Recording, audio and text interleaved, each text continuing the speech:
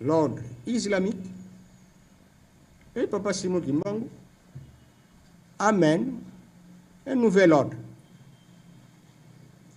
Malheureusement, Africains, Congolais, que sais-je, le monde, rien du tout. C'est cet ordre-là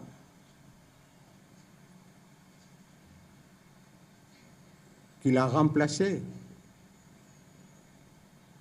à tous ces systèmes.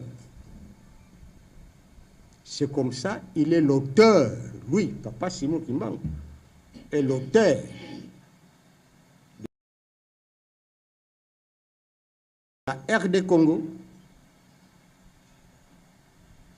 contrairement à ce que nous apprenions à l'école, à l'université, que l'histoire politique de la RDC avait commencé en 1960. Non, ça n'a pas commencé en 1960.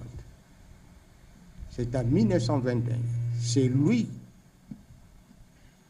Et c'est ça la cause, d'ailleurs.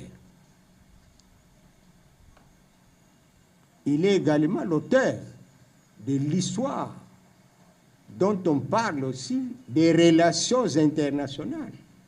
C'est lui. Parce que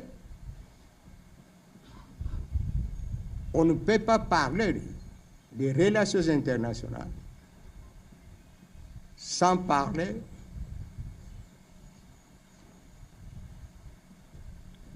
de décolonisation. Des relations internationales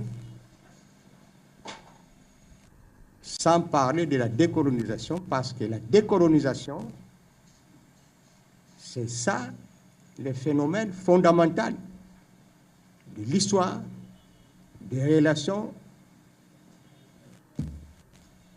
S'il vous plaît, docteur, nous voyons que vous avez abordé largement la réponse à cette question. Et comme il y a une dizaine de journalistes... Je mets ça dans l'auditoire, on dirait. Alors, voilà. Donc, on va vous demander peut-être 1 minute. Les autres. Ok. C'est-à-dire, Papa Simon Kimbangu, il est l'auteur du panafricanisme. Il est l'auteur également, comme je venais de le dire, de la décolonisation. C'est comme ça, nous disons, je dis toujours, le rôle de Mama Kimpa Vita, de Martin Luther et les autres sont loin qu'a joué Papa Simon Kimbangu. Parce que lui, il a bouleversé, il a changé, il a apporté ce qui n'a jamais existé, un fondement que nous ne connaissons pas, nous ne comprenons pas, que le kimbanguisme comme système, vous allez me permettre 2 minutes, comme système stratégique international pour la sécurité, la stabilité et la paix au monde. Merci. Merci beaucoup. Nous passons à nos amis de Vox TV. Nous appelons les représentants de Vox TV à venir donc, oui, passer et puis vous poser votre question. Vox TV. Pourquoi? Peut-être un verre. Non.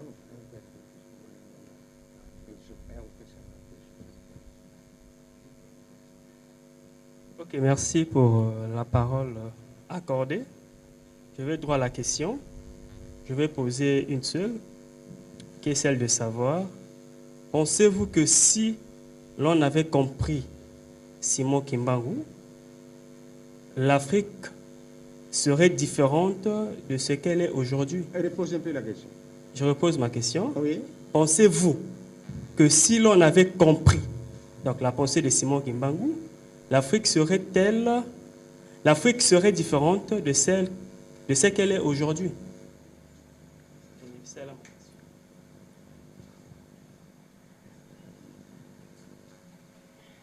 Nous sommes sous la dépendance, non?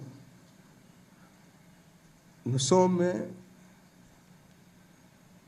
toujours sous la dépendance. Si on se dit indépendant, oui, on est indépendant, mais lesquelles indépendances nominales? On nous a proclamé. Ce sont des retombées de ce que je disais là. Ce sont des retombées de la période coloniale.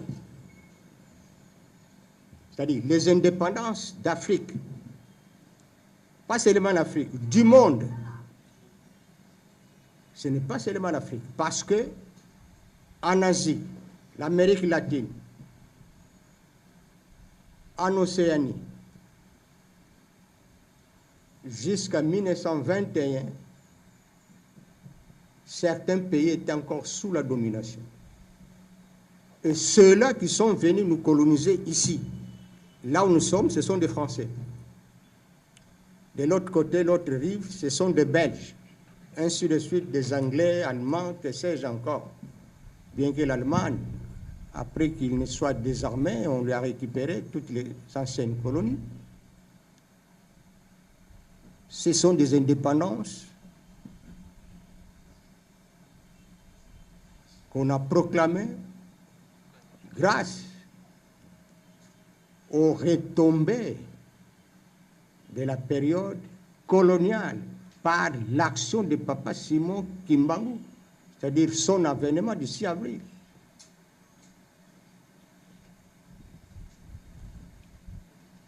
Et malheureusement, jusqu'aujourd'hui, nous continuons à suivre l'homme blanc, ceux-là qui nous ont colonisés. Parce que ces indépendances étaient nominales. Et les États que nous avons aujourd'hui, ce sont des États importés. Tous les premiers politiciens à l'époque qui sont allés vers les anciennes métropoles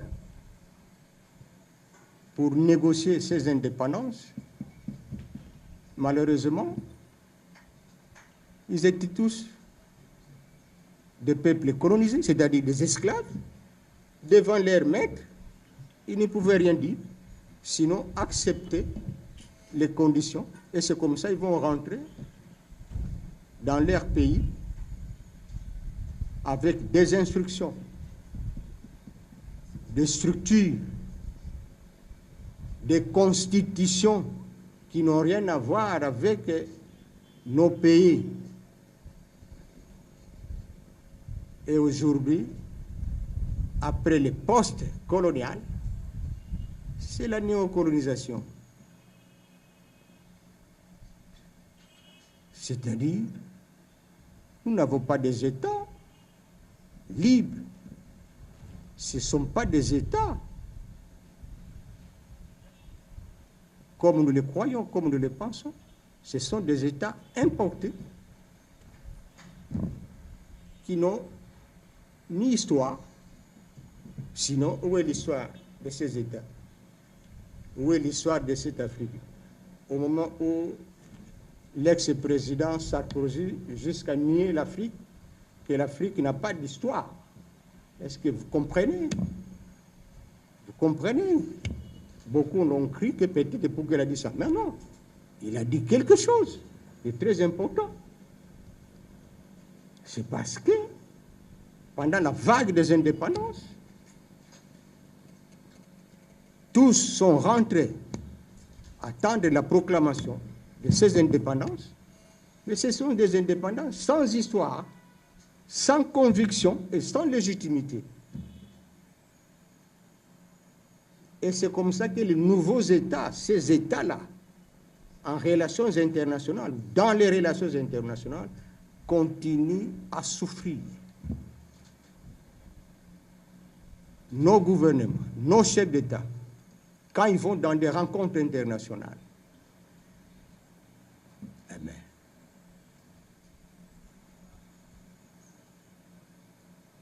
ils vont assister à ceux-là qui ont façonné, qui ont dirigé, qui nous ont colonisés, à suivre les orientations, les directives. Et enfin, quand ils rentrent, ils ne rentrent pas avec ce que nous pensons, mais ils rentrent avec des instructions, ce que nous, on doit faire.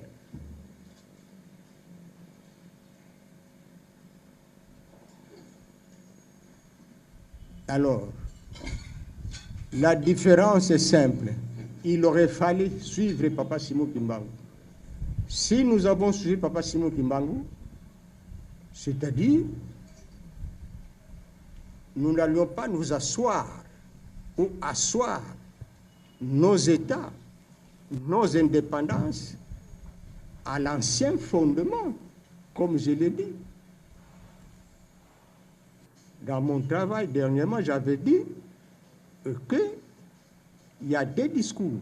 Il y a le discours colonial qui est parti de l'Occident et le discours de la décolonisation qui est parti de l'Afrique, et plus précisément en Kamba. Ce discours n'a jamais été lu ailleurs. Tout haut. La décolonisation a vu le jour en Kamba le 6 avril. Et c'est pour cela qu'il a été arrêté, parce que c'était un homme dangereux. Et au fait, c'est quoi? Mais c'est parce qu'il a écarté leur fondement, qui est le christianisme. Parce que c'est le christianisme, c'est par le christianisme qu'on nous a attrapés. C'est par la religion. C'est le pilier central de la colonisation. C'est le C central. C'est christianisme, c'est civilisation et c'est commerce. C'est ces systèmes-là. C'est comme ça que j'avais dit que c'est Jésus-Christ. De Rome est différent de son Jésus-Christ, lui, Papa Simon Kimbangu. Et j'avais dit qu'il n'avait pas reçu l'appel. Mais la visite, et j'avais dit tout haut que soyons curieux d'arriver chez le chef spirituel, poser la question, Papa Simon Kimbangu Kiangani, lui s'appelle Simon Kimbangu. Kiangani, c'est parce que c'est l'authenticité, à l'époque du président Mobutu. Montrez-nous là où votre grand-père parlait avec Jésus-Christ, mais il va vous le montrer. Ce n'est pas de métaphysique, c'est du physique. Et ce n'est pas un endroit ou 3 endroits, mais plusieurs. Une blague, un jour, alors il est arrêté. Il est à Elisabethville, donc Lubumbashi. Toujours notre grand-père, mais du côté maternel, Papa Simon Kimbangu. C'est du côté papa. Mais cette fois-ci, l'autre grand-père, côté maman, c'est M. Nsumbu,